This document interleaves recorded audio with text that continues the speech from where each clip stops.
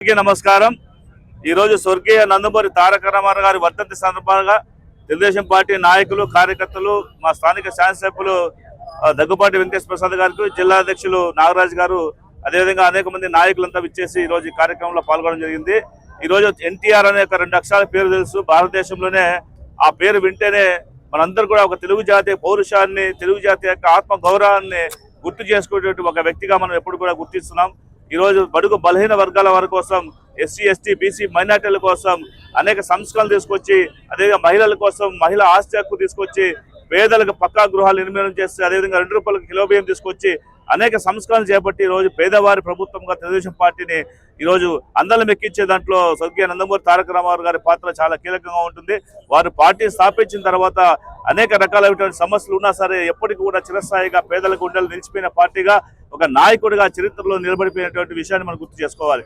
ఈ రోజు స్వర్గీయ నందమూరి తారక రామారావు గారు మన మధ్య లేకపోయినా వారు చూపించిన మార్గాన్ని ఆచరిస్తూ మన గౌరవ ముఖ్యమంత్రి నారా చంద్రబాబు నాయుడు గారు అదేవిధంగా నారా లోకేష్ గారు పార్టీని ఇంకా అన్ని రకాల ముందుకు తీసుకెళ్తూ ఈ రోజు భారతదేశంలోనే ఒక మంచి రాష్ట్రంగా ఉత్తమ రాష్ట్రంగా మొదటి స్థానం నిలిపే ప్రయత్నం చేస్తా ఉన్నారు। కాబట్టి మనమంతా కూడా ఒకటే గుర్తుపెట్టుకోవాలి, ఈ తెలుగు జాతి ఉన్నంత వరకు కూడా నందమూరి తారక రామారావు పేరు వినిపిస్తూనే ఉంటుంది। వారు చూపించిన మార్గంలో తెలుగుదేశం పార్టీ కార్యకర్తలుగా నాయకులుగా ప్రతి ఒక్కరు కూడా మా యొక్క బాధ్యతగా ఈరోజు పేద ప్రజల పక్షాన మేము ఉంటూ సంస్కరణ అనేక సంక్షేమ కార్యక్రమాలను కూడా పూర్తి తీసుకునేటువంటి ప్రయత్నం మేము చేస్తాం।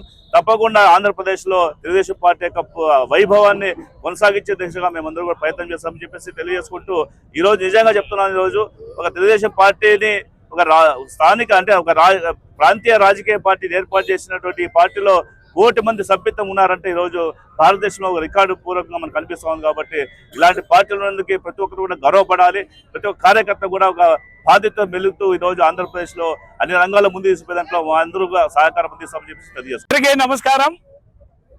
మహానుభావుడు మరి ఎన్టీఆర్ వర్ధంతి సందర్భంగా మరి ఈ కార్యక్రమంలో పెద్దలు గౌరవనీయులు స్థానిక శాసనసభ్యులు దగ్గుబాటి ప్రసాద్ గారికి, పెద్దలు గౌరవనీయులు పార్లమెంటు సభ్యులు అంబికా లక్ష్మీనారాయణ గారికి, మరి అలాగే మాజీ జిల్లా అధ్యక్షుడు మరి వెంకటశివ గారికి, జనరల్ సెక్రటరీ శ్రీధర్ చౌదరి గారికి, మార్కెట్ యార్డ్ సభ్యురాలు చైర్మన్ మరి పల్లవి గారికి, మరి ఇతర ఆదినారాయణ గారికి, ఇతర ముఖ్య నాయకులకు అందరికీ మరి ఎలక్ట్రానిక్ ప్రింట్ మీడియా అందరికీ నమస్కారాలు। మొట్టమొదట భారతదేశంలోనే సంక్షేమం పుట్టినదే తెలుగుదేశం పార్టీ।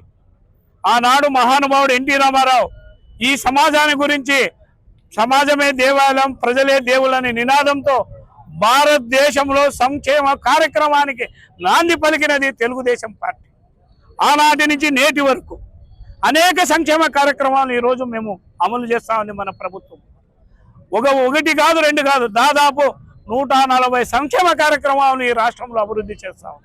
అంటే ప్రజలకు ఏమి కావాలి, ఈ ప్రజలు ఏమి కోరుకుంటున్నారనే ఉద్దేశంతోనే మహానుభావుడు ఎన్టీ రామారావు గారు ఆ రోజు ఈ పార్టీ పెట్టడమైంది।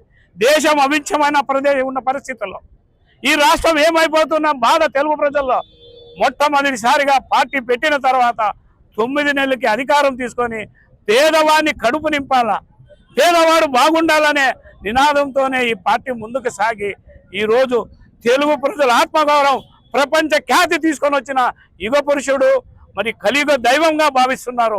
చాలా మంది ఇందులో కృష్ణుడుగా మరి దేవుడిగా కొలుస్తున్న ఆ మానవుల్లో ఒక మానవుడైన మహానీయుడు మన ఎన్టీ రామారావు వర్ధంతి ఆంధ్ర రాష్ట్రం అంతా ఈరోజు ఒక దేవుని అయితే ఎలాగైతే పండుగగా వర్ధంతిగా చేసుకుంటున్నారో ఈరోజు ఆ కార్యక్రమాలు ఆంధ్రప్రదేశ్ తెలుగు ప్రజలందరూ కూడా స్మరించుకొని ఆయన నివాళిని ఘనంగా అర్పిస్తున్నారని మీ అందరికీ తెలియజేసి సెలవు తీసుకోండి। జై